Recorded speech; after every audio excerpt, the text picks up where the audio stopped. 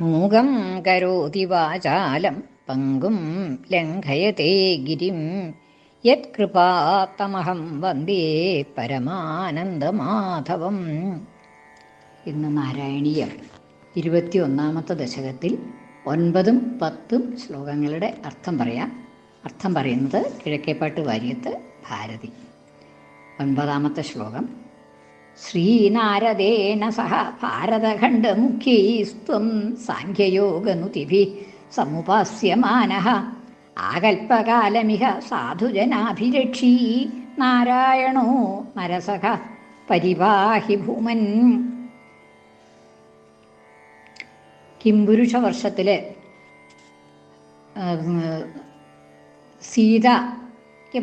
സീതയ്ക്ക് മനോഹരമായിട്ടുള്ള മനസ്സിനെ അപഹരിക്കുന്നതായിട്ടുള്ള അത് സീതയ്ക്ക് ഇഷ്ടപ്പെടുന്നതായിട്ട് സീതയ്ക്ക് വേണ്ടിയിട്ട് ശ്രീരാമൻ്റെ രൂപം ധരിച്ച് ഹനുമാൻ സേവിച്ചു കൊണ്ടിരിക്കുന്നതായിട്ടുള്ള ശ്രീരാമമൂർത്തിയെ ആണ് ഉപാസിക്കുന്നത്. ഇനി അതാണ് കഴിഞ്ഞ ശ്ലോകത്തിൽ പറഞ്ഞത്. ഇനി ഈ ശ്ലോകത്തിൽ ഭാരതഖണ്ഡത്തിൽ ഭാരതവർഷം എന്ന് പറയണത് അല്ലെങ്കിൽ ഭാരതഖണ്ഡം എന്ന് പറയണ നമ്മുടെ ഈ ഭാരതവർഷത്തിൽ നരനാരായണന്മാരെയാണ് ഉപാസിക്കുന്നത് എന്നാണ് പറയണത്. ശ്രീനാരദേന സഹ, ശ്രീനാരദനോടുകൂടി, നാരദ മഹർഷിയോടുകൂടി, സഹ കൂടിയിട്ട്, ശ്രീനാരദേന സഹ, ശ്രീനാരദനോടുകൂടി, നാരദ മഹർഷിയോടുകൂടി, ഭാരതഖണ്ഡമുഖ്യൈഹി, ഭാരതഖണ്ഡത്തിലെ മുഖ്യന്മാരായിട്ടുള്ള ആളുകൾ, അതായത് യോഗിമാരോ മഹർഷിമാരോ ഭക്തന്മാരായിട്ടുള്ള ജനങ്ങളോ ഒക്കെ ആവാം. ഭാരതഖണ്ഡ മുഖ്യൈഹി, ഭാരതഖണ്ഡത്തിലെ മുഖ്യന്മാരായിട്ടുള്ള, ഭാരതഖണ്ഡത്തിൽ വസിക്കുന്നതായ മുഖ്യന്മാരായ ഋഷികളും അതുപോലെ ശ്രേഷ്ഠന്മാരായ ഭക്തന്മാരായ മറ്റു ജനങ്ങളും ശ്രീനാരദ മഹർഷിയോടുകൂടി അവര് ത്വം സാഖ്യയോഗനുതിഭിഃ സമുപാസ്യമാനഃ, അവരാൽ സമുപാസ്യമാനഃ, സമുപാസിക്കപ്പെടുന്നതായിട്ടുള്ള, ഉപാസിക്കപ്പെടുന്നതായിട്ടുള്ള, പൂജിക്കപ്പെടുന്നതായിട്ടുള്ള ഉപാസനാമൂർത്തി അവിടെ നരനാരായണന്മാരാണ് എന്ന് സാരം. അവരെ ഉപാസിക്കുന്നത് ശ്രീനാരദനും മറ്റുള്ളതായ മഹർഷിമാരും ശ്രേഷ്ഠന്മാരും ഭക്തന്മാരും ഒക്കെ ഉപാസിക്കുന്നു എന്നാണ്, ഭഗവാനെ ഉപാസിക്കുന്നു. ഭാരതഖണ്ഡ മുഖ്യ, ഭാരതഖണ്ഡത്തിലെ ഭാരതവർഷത്തിലെ മുഖ്യന്മാരാൽ ഉപാസിക്കപ്പെടുന്നതായ സമുപാസ്യമാനഃ, ഉപാസിക്കപ്പെടുന്നതായ അങ്ങ്. എങ്ങനെയാണ് അവർ ഉപാസിക്കുന്നത്? സാഖ്യയോഗനുതിഭിഃ, സാഖ്യശാസ്ത്രത്തിലെയും യോഗശാസ്ത്രത്തിലെയും തത്വങ്ങളെ കൊണ്ടും സ്തോത്രങ്ങളെ കൊണ്ടും, സാഖ്യയോഗനുതിഭിഃ മൂന്നും കൊണ്ടും, അതായത് സാഖ്യതത്വങ്ങളെ കൊണ്ടും യോഗതത്വങ്ങളെ കൊണ്ടും നുതികളെ കൊണ്ടും സ്തോത്രങ്ങളെ കൊണ്ടും ഭാരതമുഖ്യന്മാരായിട്ടുള്ള, ഭാരതഖണ്ഡത്തിലെ മുഖ്യന്മാരായ ജനങ്ങൾ ശ്രീനാരദ മഹർഷിയോടുകൂടി ഉപാസിക്കുന്നതായ ഭഗവാനെ ഇങ്ങനെ ത്വം സ്വാഖ്യയോഗനുതിഭിഃ സമുപാസ്യമാനഃ, സാഖ്യതത്വങ്ങളെ കൊണ്ടും യോഗതത്വങ്ങളെ കൊണ്ടും നുതികളെ കൊണ്ടും സ്തോത്രങ്ങളെ കൊണ്ടും സമുപാസ്യമാനഃ ഉപാസിക്കപ്പെടുന്നതായ ത്വം അങ്ങ്. മുഖ്യൈസ്ത്വം എന്നുള്ള മുഖ്യൈഹി ത്വം എന്ന് പദമുറിയും. ആകൽപകാലമിഹ സാധുജനാഭിരക്ഷീ, അങ്ങനെ ഭഗവാന്റെ വിശേഷണം തന്നെയാണ്. സാധുജന അഭിരക്ഷീ, സാധുജനങ്ങളെ സജ്ജനങ്ങളെ അഭിത രക്ഷിക്കുന്നതായ, ചുറ്റും രക്ഷിക്കുക, അവരുടെ എല്ലാ കാര്യങ്ങളിലും ശ്രദ്ധിച്ച് അവരെയെല്ലാം ശ്രദ്ധിക്കുന്നതായ, സാധുജനങ്ങളുടെ സർവ്വകാര്യങ്ങളിലും ശ്രദ്ധിച്ച് അവരെ വേണ്ട പോലെ സംരക്ഷിക്കുന്നതായ സാധുജന അഭിരക്ഷി. അഭിരക്ഷി എന്ന് പറഞ്ഞാൽ അഭിത രക്ഷതി, അഭിരക്ഷി എന്നാണ്. അതായത് ചുറ്റും സഞ്ചരിക്കുക എന്ന് പറഞ്ഞാൽ, രക്ഷിക്കുക എന്ന് പറഞ്ഞാൽ അവരുടെ എല്ലാ കാര്യങ്ങളിലെയും നോക്കി സംരക്ഷിക്കുന്നതായ. ആകൽപകാലം, എങ്ങനെ ഒരു ദിവസം 2 ദിവസം ഒന്നുമല്ല, കൽപ്പാന്തകാലം വരെ, ആകൽപകാലം, കൽപ്പം അവസാനിക്കുന്നത് വരെ, ആകൽപകാലം അത് അവസാനിക്കുന്നത് വരെ, ആകൽപകാലം ഇഹ ഇവിടെ, അതായത് ഈ ഭൂമിയിൽ, ഈ ഭൂമിയിൽ ഭാരതവർഷത്തിൽ ഭക്തജനങ്ങളെ സാധുജനങ്ങളെ മുഴുവൻ കൽപ്പാന്തകാലത്തോളം സംരക്ഷിച്ചുകൊണ്ട്, അതായത് കൽപ്പാന്തകാലത്തോളം ഉള്ളതായ സാധുജനങ്ങളെ മുഴുവൻ സംരക്ഷിച്ചുകൊണ്ട് അവർക്ക് വേണ്ടതെല്ലാം നൽകിക്കൊണ്ട് സാധുജനാഭിരക്ഷീ നാരായണോ നരസഖ, നാരായണഃ ത്വം, നാരായണനായ അങ്ങ്. നാരായണ ത്വം എന്നുള്ളതിൻ്റെ വിശേഷമാണ്. നാരായണഃ ത്വം നരസഖഃ, നരനോടുകൂടിയ, നരൻ്റെ സഖാവായിട്ടുള്ള നാരായണനായ അങ്ങ്. അതായത് നാരായണന്മാരായിട്ടുള്ള നിങ്ങൾ രണ്ടുപേരും എന്നർത്ഥം. നരനോടുകൂടിയ നാരായണനായ അങ്ങ് എന്ന് പറയുമ്പോൾ നരനും നാരായണനുമായി രൂപം ധരിച്ചതായ മഹാവിഷ്ണു ഭഗവാൻ നാരായണോ നരസഖ പരിപാഹി ഭൂമൻ, അല്ലയോ ഭൂമൻ, സർവൈശ്വര്യങ്ങളും തികഞ്ഞതായ സർവശക്തികളും തികഞ്ഞതായ അല്ലയോ ഭഗവൻ, ത്വം പരിപാഹി, രക്ഷിച്ചാലും എന്ന് ആ ശ്ലോകത്തിൻ്റെ, അതായത് നാരദനാണ് അവിടെ ഉപാസകൻ. ശ്രീനാരദനും മറ്റു മഹർഷിമാരുമാണ്. ഉപാസ്യമൂർത്തികൾ നരനാരായണന്മാരാണ്. അങ്ങനെ ആ ഭാരതഖണ്ഡ മുഖ്യത്തിലുള്ളതായ മറ്റ് മഹർഷിമാരും നാരദനുമാണ് ഉപാസിച്ചു കൊണ്ടിരിക്കുന്നത്. സാഖ്യയോഗ നുതികളെ കൊണ്ടാണ് ഉപാസിക്കുന്നത്. സാഖ്യതത്വങ്ങളെ കൊണ്ടും യോഗതത്വങ്ങളെ കൊണ്ടും സ്തോത്രങ്ങളെ കൊണ്ടും ഭാരതവർഷത്തിൽ ഈ വേദാന്ത തത്വങ്ങളൊക്കെ പ്രചരിച്ചിട്ടുണ്ട് ധാരാളം എന്നുള്ളതാണ്. അപ്പോൾ സാഖ്യശക്തി തത്വങ്ങളെ കൊണ്ടും യോഗതത്വങ്ങളെ കൊണ്ടും സ്തുതികളെ കൊണ്ടും നമസ്കരിക്കപ്പെടുന്നതായ അങ്ങ്, സമുപാസ്യമാനഃ, ഉപാസിക്കപ്പെടുന്നതായ അങ്ങ്, ആകൽപ്പകാലമിഹ സാധുജനാഭിരക്ഷി, കൽപ്പാന്തകാലത്തോളം, കൽപ്പം അവസാനിക്കുന്നത് വരെ, കൽപ്പം അതായത് ആ എന്നുള്ളത് വരെ എന്നുള്ള അർത്ഥമുണ്ട്, അതോട് കൂടിയിട്ട് എന്നുള്ള അർത്ഥമുണ്ട്. അതായത് ആ കൽപ്പം കഴിയുന്നത് വരെ സാധുജനങ്ങളെ മുഴുവൻ സംരക്ഷിച്ചു കൊണ്ടിരിക്കുന്നതായ അങ്ങ്. എന്താ ഈ കൽപ്പം കഴിയണത് വരെ എന്ന് പറഞ്ഞാൽ അത് കഴിഞ്ഞാലില്ലേ എന്ന് ചോദിച്ചാൽ അപ്പം പിന്നെ മഹാപ്രളയമായില്ലേ? മഹാപ്രളയമാകുമ്പോൾ പിന്നെ എല്ലാം ഭഗവാനിൽ തന്നെ ലയിച്ചിട്ടാണ് ഇരിക്കണത്. അപ്പം അതുവരെ ആ ഭഗവാനിൽ എല്ലാവരും ലയിച്ചു ചേരുന്നത് വരെ ഈ സാധുജനങ്ങളെ സജ്ജനങ്ങളെ മുഴുവൻ രക്ഷിച്ചു കൊണ്ടിരിക്കുന്നതായ അങ്ങ് ആകൽപ്പകാലമിഹ സാധുജനാഭിരക്ഷി നാരായണ നരസഖ, നരസഖനായ അങ്ങ് പരിപാഹി ഭൂമൻ, അല്ലയോ ഭൂമൻ, സർവ ഐശ്വര്യങ്ങളും തികഞ്ഞതായ സർവശക്തികളും തികഞ്ഞതായ അല്ലയോ ഭഗവൻ, അങ്ങ് രക്ഷിച്ചാലും, പരിപാഹി, അങ്ങ് രക്ഷിച്ചാലും എന്ന ശ്ലോകത്തിൻ്റെ അർത്ഥം. 9 വർഷങ്ങളുടെയും ജംബുദ്വീപത്തിലുള്ളതായ 9 വർഷങ്ങളുടെയും കഥ പറഞ്ഞു. ഇനി ജംബുദ്വീപത്തിന് പുറത്തുള്ളതായ 6 ദ്വീപുകളെ പറയുകയാണ് ഇനിയുള്ള ശ്ലോകത്തിൽ. അതായത് നേരത്തെ പറഞ്ഞു ഭൂമിയെ മുഴുവൻ 7 ദ്വീപുകളാണ്. ആ 7 ദ്വീപുകളിൽ ഒരു ദ്വീപാണ് ജംബുദ്വീപം. ആ ജംബുദ്വീപത്തെ 9 ഖണ്ഡങ്ങളായിട്ട് 9 വർഷങ്ങളായിട്ട് വിഭജിച്ചിട്ടുണ്ട്.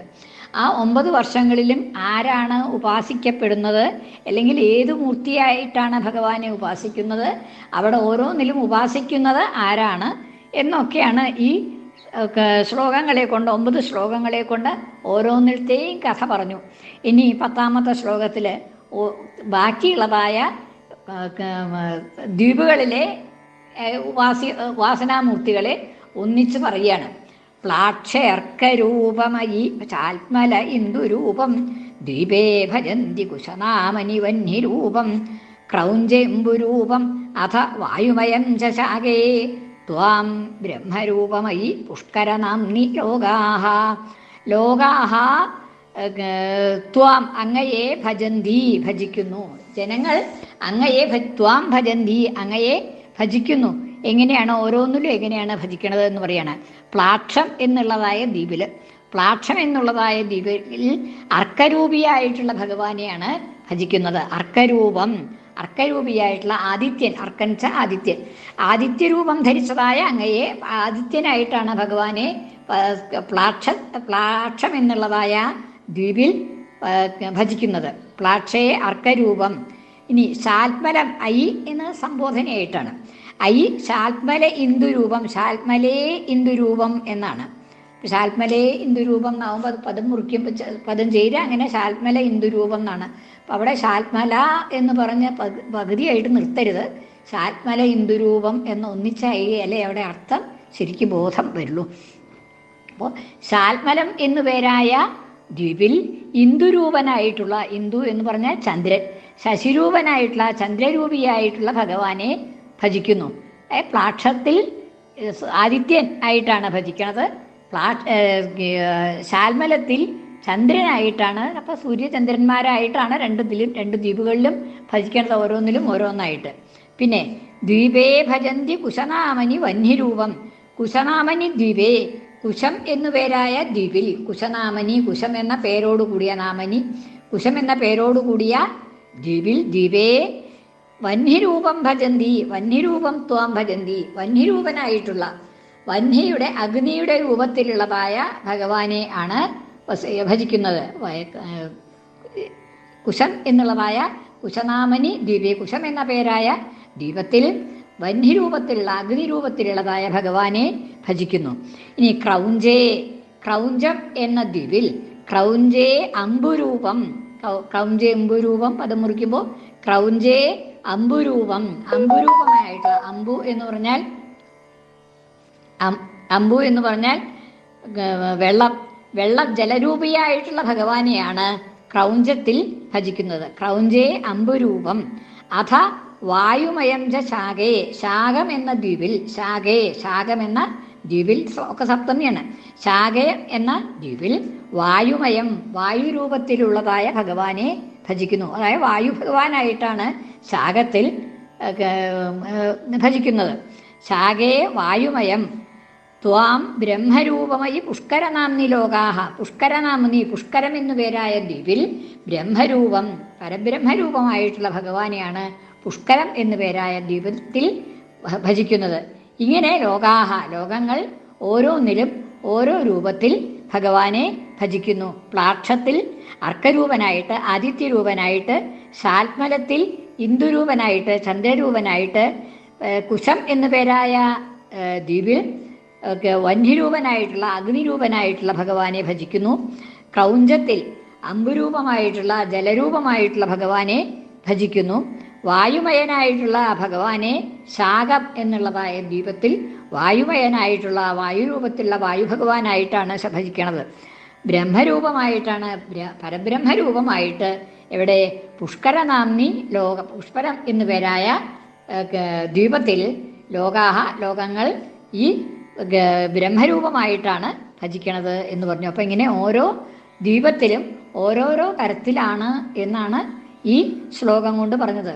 അപ്പോൾ ബാക്കി ആദ്യത്തെ 9 ശ്ലോകത്തിലും 9 ശ്ലോകത്തിലായിട്ട് ഓരോരോ ഖണ്ഡത്തിലും ജംബൂദ്വീപത്തിലെ ഓരോ ഖണ്ഡത്തിലുമുള്ളതായ ആരെ ഏത് രൂപത്തിൽ ഭജിക്കണു ഭഗവാനെ എന്ന് പറഞ്ഞു. 10ാമത്തെ ശ്ലോകത്തിൽ ജംബൂദ്വീപം ഒഴിച്ചുള്ളതായ മറ്റു ദ്വീപുകളിൽ ഏത് തരത്തിലാണ് ഭഗവാനെ ഭജിക്കുന്നത് എന്ന് പറഞ്ഞു. ഇനി അടുത്തത് ദ്വീപത്തിന് പുറത്തുള്ളതായിട്ടുള്ള ഈ ഭൂഗോളത്തിന് പുറത്തുള്ളതായിട്ടുള്ള ഭാഗങ്ങളിലെയാണ് ആകാശത്തിലെയും പാതാളത്തിലെയും ഒക്കെ കഥയാണ് ഇനി 2 ശ്ലോകങ്ങളിൽ പറയണത്. അങ്ങനെ ഓരോരോ ദിക്കുകളിലും ഓരോരോ തരത്തിലാണ് ഭഗവാനെ ഭജിക്കണത് എന്ന് പറയുന്നു. അപ്പം നമ്മൾ നമ്മൾ മനസ്സിലാക്കേണ്ടത് എന്താണെന്ന് വെച്ചാൽ ഭഗവാൻ ഒന്ന് തന്നെയാണെങ്കിലും ഓരോ ദിക്കിലും ഓരോരുത്തർ ഓരോ തരത്തിലാണ് ഭഗവാനെ ഭജിക്കണത് എന്നുള്ളതേ ഉള്ളൂ വ്യത്യാസം. ഭഗവാൻ ഒന്ന് തന്നെയാണ് എന്നുള്ളതാണ് ഭാഗവത തത്വത്തിലും പറയണത് എന്നുള്ളത് നമ്മളിവിടെ മനസ്സിലാക്കി. ഭാഗവതത്തിൻ്റെ ചുരുക്കം തന്നെയാണല്ലോ, രത്ന ചുരുക്കം തന്നെയാണ് ഈ നാരായണീയം.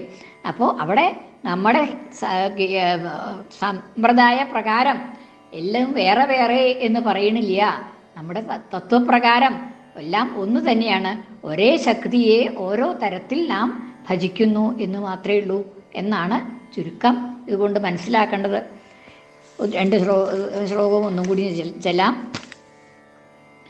ശ്രീനാരദേന സഹ ഭാരതഖണ്ഡമുഖ്യൈസ്ത്വം സാഖ്യയോഗനുതിഭിः സമുപാസ്യമാനഃ ആകൽപകാലമിഹ സാധുജനാഭിരക്ഷീ നാരായണോ നരസഖ പരിപാഹി ഭൂമൻ. കൃഷ്ണാർപ്പണം. മലയാള പരിഭാഷ. ശ്രീനാരദൻ മുനികളൊത്തഥ ഭാരതത്തിൽ സാഖ്യസ്സുയോഗവിധി കീർത്തനമാലപിക്കും കൽപ്പാന്തകാല ജനരക്ഷ തരുന്ന ദേവൻ നാരായണ നരസഖേ തരുരക്ഷദേവാ. പ്ലാക്ഷേർക്കരൂപം ഐശാത്മല ഇന്ദുരൂപം ദ്വീപേ ഭജന്തി കുശനാമനി വന്യരൂപം ക്രൗഞ്ചേംബുരൂപം അഥ വായുമയം ച ശാഖേ ത്വാം ബ്രഹ്മരൂപം ഐ പുഷ്കരനാംനി ലോകാഃ. കൃഷ്ണാർപ്പണം. മലയാള പരിഭാഷ. ലോകങ്ങളിൽ ശശിയതായഥ ശൽമലത്തിൽ പ്ലാക്ഷേ രവീയനലനായി കുശമെന്നിടത്തും ക്രൗഞ്ചേ ജലംബത സമീരണനായി ശാകേ വാഴ്ത്തുന്നു ബ്രഹ്മനിധി പുഷ്കരമെന്ന ലോകേ. സർവത്ര ഗോവിന്ദനാമ സങ്കീർത്തനം. ഗോവിന്ദ ഗോവിന്ദ.